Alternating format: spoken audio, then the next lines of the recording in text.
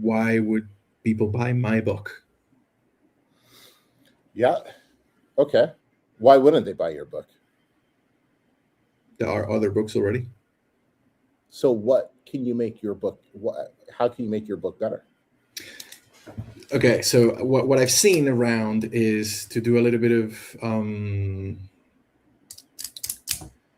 review research and find the sort of like the gaps in the other books in the reviews, and use that then to build sort of like the table of contents. Is that an approach that you would second? Yeah, bro. Yeah.